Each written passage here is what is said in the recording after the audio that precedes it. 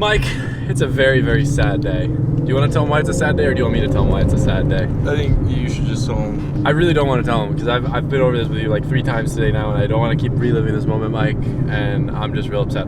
So, the reason why I'm sad, not the title of this video, Mike leaves us today. No. For good. I'll be coming back. You're gonna get coronavirus on the plane, dude. Dude, stop. Bro, he's been so worried, like literally. We went to like 3 different Home Depots. He's been like going through all the masks and stuff. No. So the E36 engine may or may not be f***ed. Mike, did you bleep that out? Please don't forget to bleep that out. No, I definitely. It's f***ed. It's f***ed. Every time I buy a car that's a good deal, it always ends up biting me in the fucking ass. Mike, make sure you please bleep all that stuff out. It's important for the dramatic effect. Maybe not. I don't know. The first thing on the list today, before we started redoing the cooling system, because I wanted to drive the car this weekend, was to just have the guys do a quick compression test on it. You guys will see the results when we get to the shop. It wasn't pretty, and it's looking like it's going to need basically a full rebuild at this point. So my fingers are crossed that it's just a head gasket or something. It's just very sad because we put so much time into the car and it hasn't really been able to be enjoyed.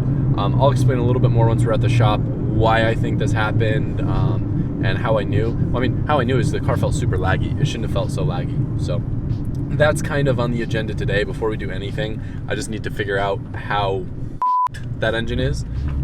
Also, worthy mention, there was like an after party at the Clutch Kickers competition. Mike had a few too many glasses of wine. Next thing you know, Mike brought home a girl, so you can film her now. So Mike's friend is with us.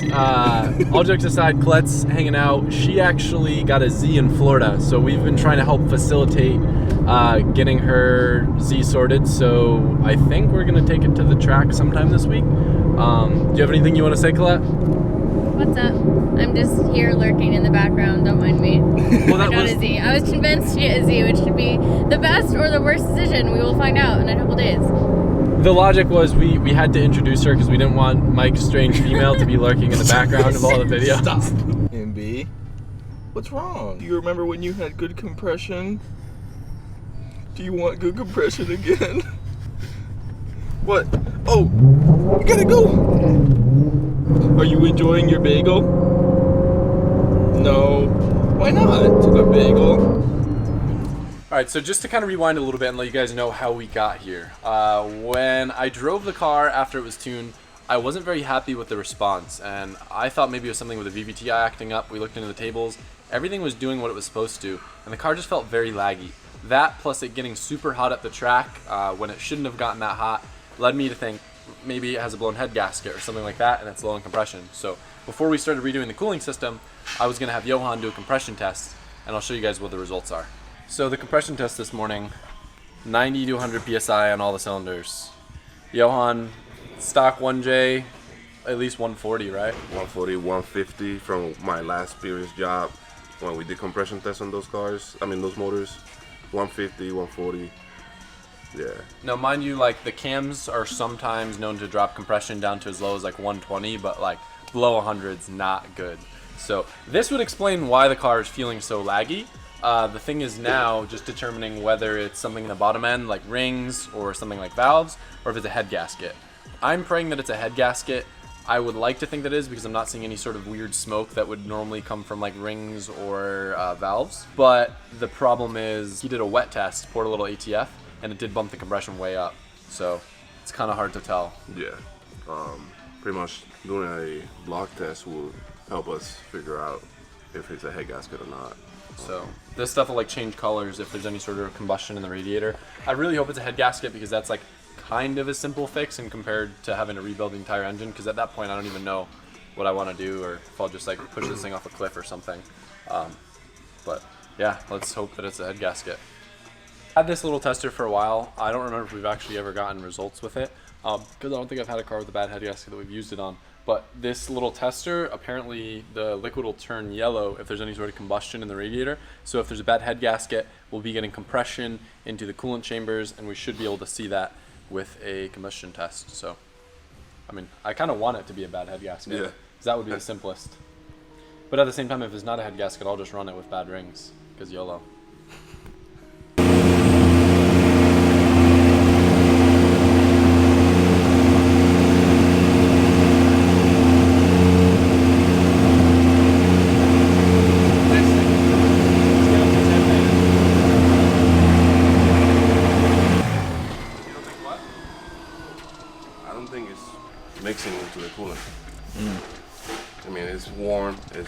it should hold it for 2 minutes, but by the time the coolant starts mixing in there, it's gonna give us a false reading.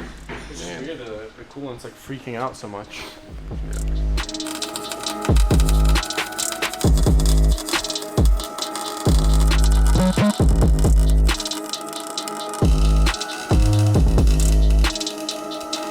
Alright, so two of the main things we're trying to get done on this before the next track day.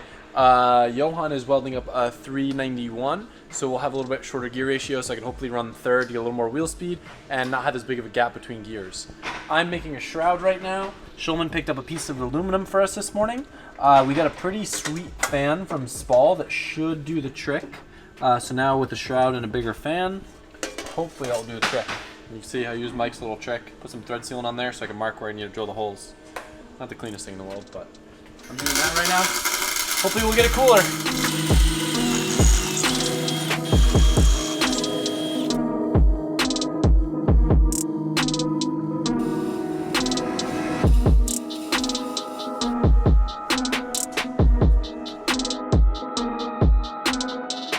Look, my shroud's done. It's not the prettiest thing in the world, but it should work. So we should have a lot more CFM. We're pulling through all the fins now. One of the things we are going to do, I don't know if we're going to have time for the next testing day, we're going to pull out the radiator and swap it with a slightly smaller one, just so it isn't having to pull through the radiator on top of the intercooler as well. Because if you look down here, there's a super narrow gap. But I think just having that shroud will help tremendously. All right, now that there's no more Mike, welcome back to the typical low production value Adam LZ vlogs that you know and love. So I thought I would show you probably the stupidest thing I've done in a very long time.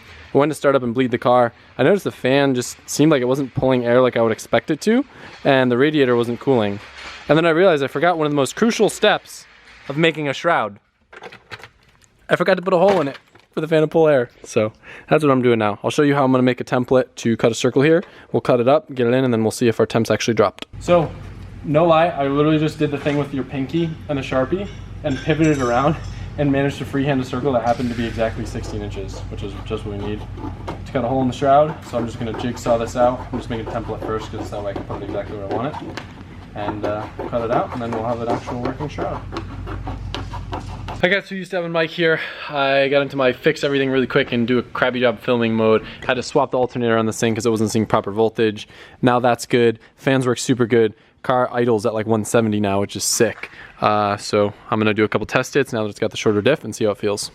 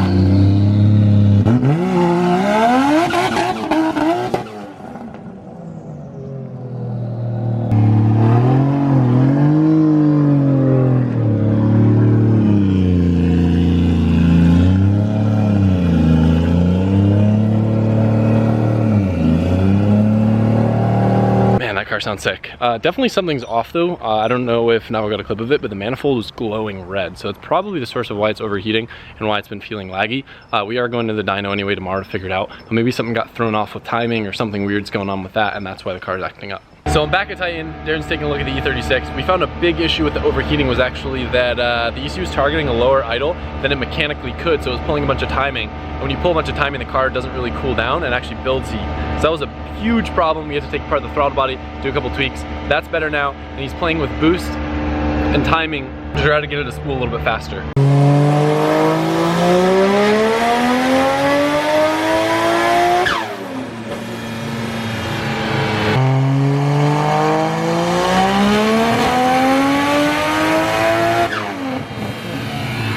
I don't know if you guys would be able to tell from that video clip, but by adding a little bit of timing in here and keeping the wastegate closed by commanding more boost down low, we're able to pick up a lot all the way through the mid-range, a little bit of peak, and way more torque. So we went from making about 530 foot-pounds of torque to 620, and look how much sooner and harder it comes in. So if we put the cursor at 4,000 RPM, we're making almost an extra 100 wheel and over an extra 100 foot-pounds of torque. That's gonna be a huge difference. I mean, even if we go down to 3,500, picked up 50 wheel and still almost 100 foot-pounds of torque. This is like gonna be our fourth, well, we're gonna be at OSW like 4 times this week. It's getting kind of wild. Colette's in town. She's trying to do a shakedown on her 350Z before this weekend. So she rented out the track. I'm gonna piggyback on that rental and do a little bit more testing with the E36. I have 2 different options for the drive shaft. I have a PBM solid carrier bearing in the center now. And then I also have a one-piece drive shaft that Drift HQ got set up for me. So I'm probably gonna try out the 2-piece first, see how it works with upgraded carrier bearing, and then if it breaks, I'll switch to the Drift HQ one. But I'm excited to test the car. I'm gonna take a little bit of grip out just to hopefully make the axles last a little longer. Shulman's here, so maybe I can get some tandem in with him, and it might help Colette a little bit with the setup on her car. Colette's car is sick, but it popped a radiator hose, so I was helping with that. Now I'm trying to get this thing prepped, see if it stays a little bit cooler than last time. I'm gonna try running it with a hood, see how she does.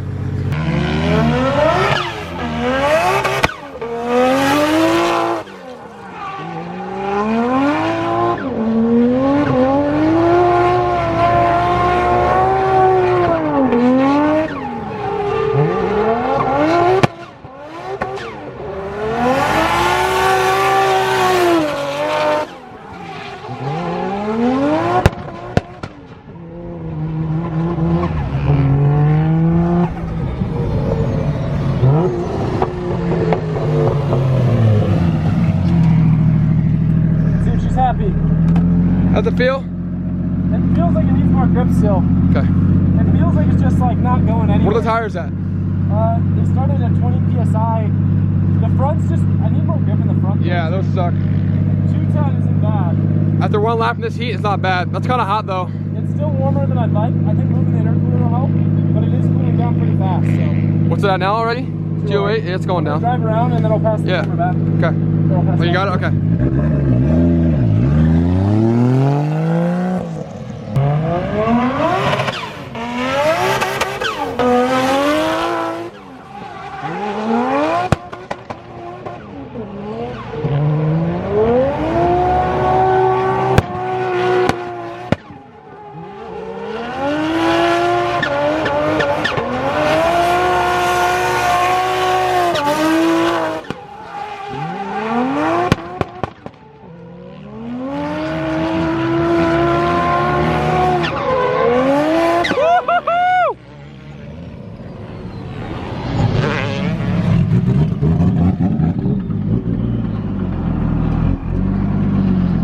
Holy moly. This thing makes a lot of smoke. Hey.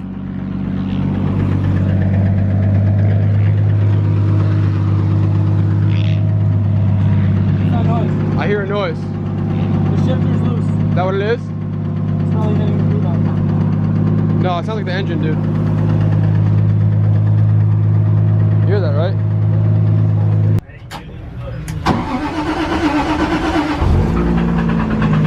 Rod knock!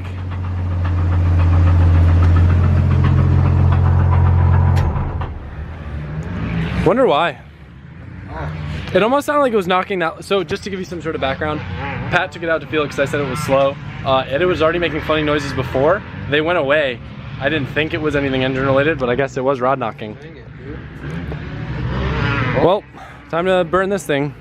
I think it was kind of a matter of time before it happened, since it was measuring kind of low compression before, but it made 120 on a warm test with oil, so I don't know what the deal is. We'll see when we open her back up, but I'm sorry that I put you in the position where you thought that it was you. It's alright. I wasn't on purpose. I thought it was fine. Yeah, it really rips. It's a good car. Just that sucks, but This might be the first engine that I've like rod knocked. it's the first engine I've been a part of that blew up. You know why? You know why? What's the name? It's Jay-Z. Wait, who's the last person underneath the car that touched it?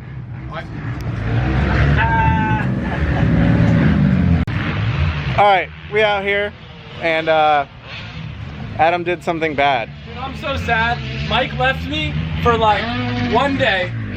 Tommy picks up the camera. Next thing you know, rod knock. Yeah, it was my fault. But that's fine, because my JZX is broken, so he's just gonna take the motor out of that, right? Don't let my smile fool you. I'm so sad internally. So sad. All right, let's hear. We're gonna hear this thing fire up for. It might not rod knock at first. We're gonna see, but I'm pretty sure it will. You think? Yeah. I think it's like temperamental. I think it only rod knocks when it's mad. Is it mad right now? I bet it'll rod knock by the time I get into the trailer. Let's see. You can hear the lack of compression. Like, you know when someone's upset and you can hear it in the tone of their voice? That's how my 1J is right now. Is that how you are right now? Uh-huh. It doesn't sound like it. Ambi, don't eat your car.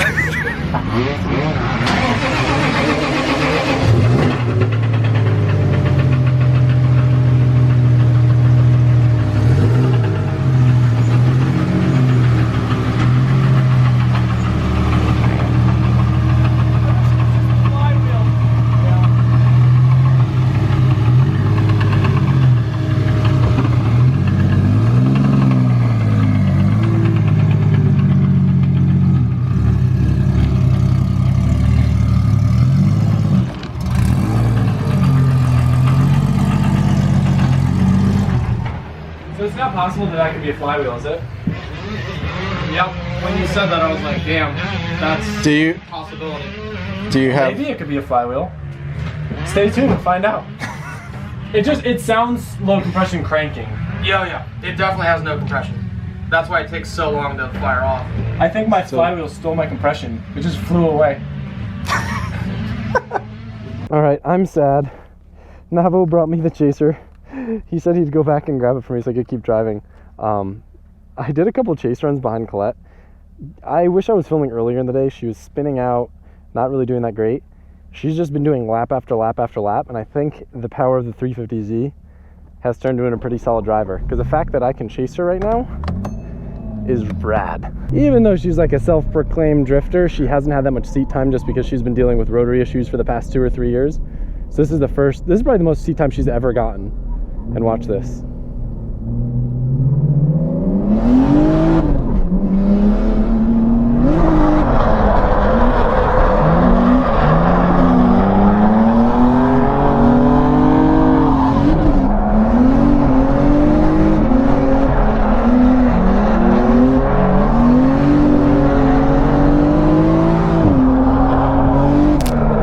She's killing it. I need more grip though, because she's pulling away from me. God, that's fun.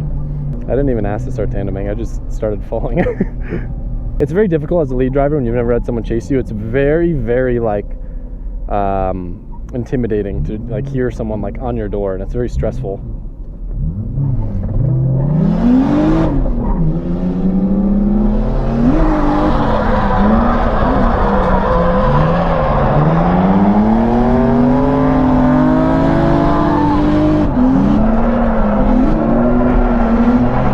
Nudged her.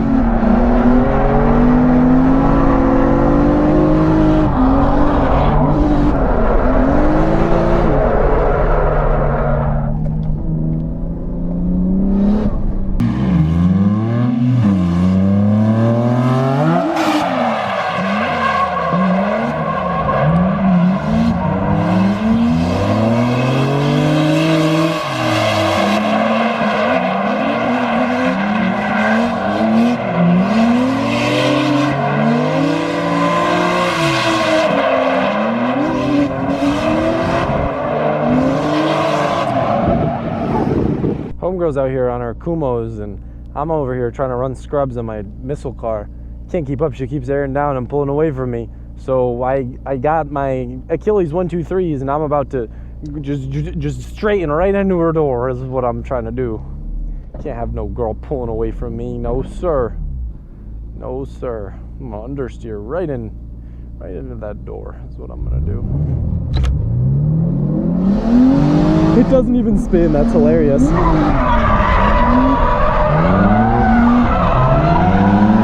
my god, the grip is unreal.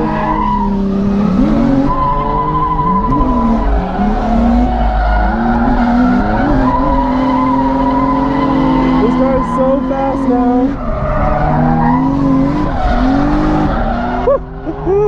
I need more front grip if I'm going to be running these tires.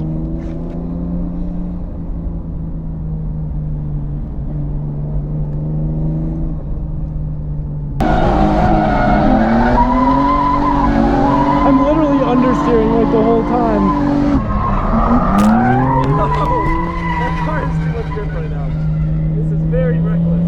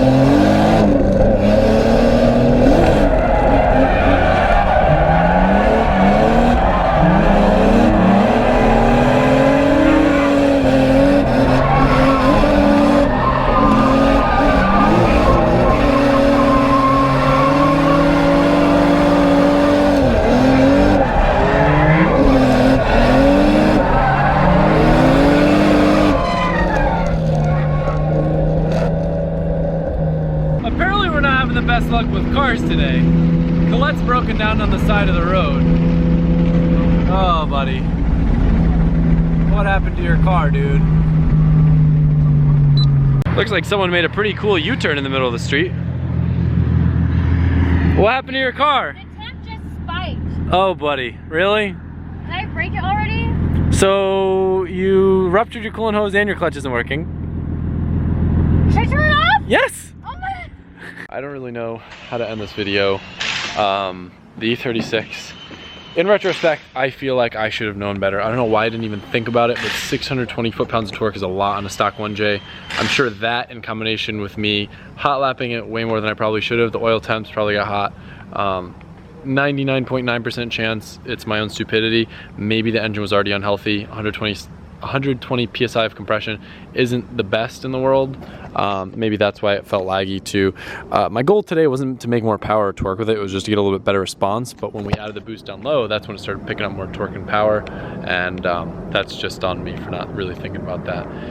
But anyway, I'm like we're all super burned out by this stupid car, and now that the clutch kickers comp is over, there's no real rush to work on it, so I think it's gonna take the back burner for a while.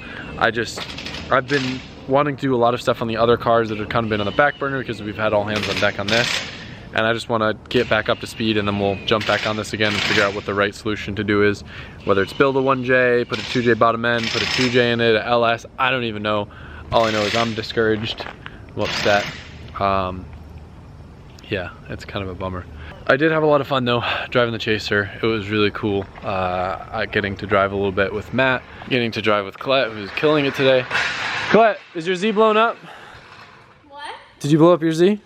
No, why did you say that? Well, I was just checking because the last clip I filmed was your car on the side of the road with no coolant in it. Okay, well, to be fair, we don't really know what the damage is. It didn't overheat, and most of our coolant's on me now, so I think the situation's all right. This thing, you guys, did you already see what it did or what it didn't do? I'm very lost in the timeline. We've been time traveling often, so now that Mike's not here, the videos are all over the place. I should probably quit. All right. With that being said, I don't know. I don't know what you guys have seen, what you haven't seen. Oh, maybe you haven't seen. So maybe tomorrow's video will be the Supra going to the track strip. Will it run 9s? The world may never know. Thank you guys. Hope you like the video. I'm sorry I'm an awful YouTuber. I'll do my best to get better. I just gotta get back in this groove and get out of my E36 depression. So, give me a thumbs up. Tell me how much you miss Mike so I can have more reason to fly him down here and film more videos. And I will see you very soon.